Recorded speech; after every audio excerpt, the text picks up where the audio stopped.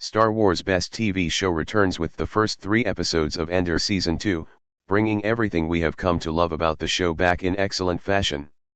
If the superb prison arc of Season 1 did not solidify this already, Andor Season 1's ending made it abundantly clear that the show was special.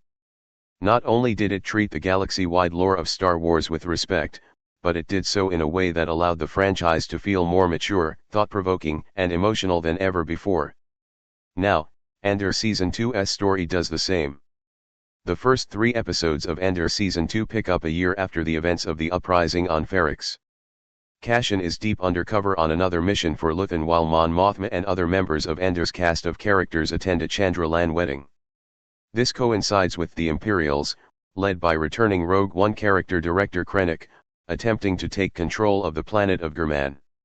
As far as introductory arcs go, Andor Season 2's first 3 episodes provide everything audiences could want from the show, with slick action set pieces, beautiful cinematography, excellent acting, and top-notch writing. Andor Season 2 catches us up with its characters and teases exciting continuations. The characters of Andor continue to be a selling point. For the most part, Andor Season 2's first 3 episodes rely mostly on its characters to sell a smaller-scale story. As the introductory arc of a season, I can forgive the episodes for not telling a massive tale of galaxy-altering rebellion. Instead, it focuses primarily on Cassian returning to Luthen after a mission gone wrong, Mon Mothma's navigation of her daughter's wedding and threats from an ally, and the new life of Bix, Wilman, and Brasso after Andor Season 1's finale. Cassian's story was somewhat annoying to me. Sadly, the new band of rebels he encountered made me roll my eyes whenever they were on screen. However, the story does a good job of establishing Cassian's leadership in contrast, as well as solidifying why an organized rebel alliance in Star Wars is so important. Mon's storyline is more interesting, thanks to the nuanced exploration of how she feels after pushing this wedding upon her daughter, the beautiful views of Chandrila, and the threatening presence of once ally Tefoko who demands compensation for his rebellious efforts. The catch-up with these characters is certainly interesting and sets up bigger storylines for the remaining 3 arcs. The storyline on Minarau involving Bix, Brasso, and Wilman is perhaps the most exciting. The cat-and-mouse game they play with the Imperials is tense, leading to genuinely disturbing scenes in which the Imperials try to flaunt their power, specifically over Bix. The storyline adds a new layer of evil to the Empire, which has never been showcased in Star Wars before, setting up Bix's future glimpsed in Andor Season 2's trailers. The performances across the board are excellent in these moments, especially from Genevieve O'Reilly as Mon Mothma. Diego Luna does not get as much to do as I would have liked, but he is just as suave and endearing as Cassian. Adria Arjona brings a lot to the role of Bix, who, after the trauma she endured in Season 1 that continues in Season 2, is by far my standout character of Andor Season 2's first 3 episodes.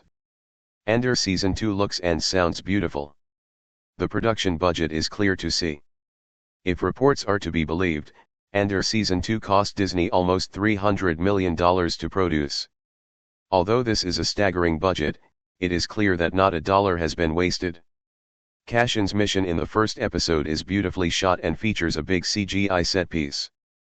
The scenes of the prototype TIE Avenger crashing around an Imperial hangar, smashing through a gate, and flying through a treacherous canyon all look phenomenal and inject some classic Star Wars action into an otherwise very different show set in a galaxy far, far away. Then there is the sheer beauty on display via the show's locations. Every shot is dripping with beautiful scenery regardless of the planet, though Chandrila is a particular standout. All of this allows Andor to further stand apart from Disney's other Star Wars TV shows, with a lot of on-location shooting proving to be the right move to showcase true scenery over the projected vistas of the volume. Finally, Nicholas Bertel and Brandon Roberts do not miss a beat with Andor's excellent musical score. Andor Season 2's maturity is a breath of fresh air. Much like it was in Season 1. Perhaps what made the first season of Andor so impressive for me was how it took the Star Wars galaxy and created a compelling, mature story that tackled themes the franchise usually does not. While I have liked most of Disney's Star Wars productions, I cannot deny that they often do not stick with me as expert TV productions that stand among the greats of Breaking Bad or early Game of Thrones. Andor Season 1 did, and Season 2 continues to emulate this with its mature storytelling. The way Andor explores the concepts of fascism and rebellion is so nuanced compared with the good guy bad guy dynamic of most Star Wars movies. Finding myself rooting for Dedra and Cyril, two Imperial agents, to impress their higher UPS and have a successful meeting with the latter's mother was surprising, yet expected, thanks to every character being someone we can invest in. This all comes after a scene where Dedra outlines her plan to subjugate an entire planet that could wipe out hundreds of thousands of people, proving just how comfortable Andor is in making audiences uncomfortable with the gray areas of morality. That being said, the show never once loses sight of who is right and wrong, much like Breaking Bad never did.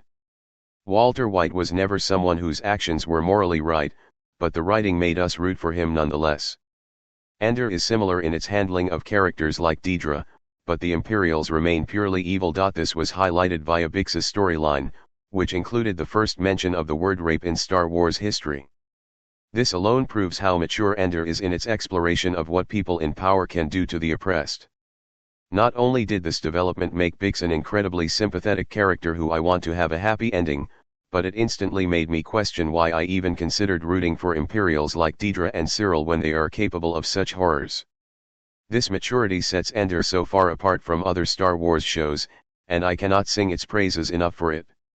Andor Season 2's opening is not perfect, but it sets up an excellent season. Some storylines do not quite land. Cassian Andor, Diego Luna, piloting a ship in Andor Season 2, trailer image Viaduct Disney+. All that said, Season 2's opening episodes are not a complete home run. They are a great introduction and set up a lot more to come from its main characters, but Episode 2 specifically drags its feet a bit. I found Cassian's storyline with the rebels on what looks to be Yavin 4 before the rebellion settles there to be tiresome, tedious, and outright annoying. This may have been the point, given Cassian's annoyance too, so it can be argued whether this plot point worked or not.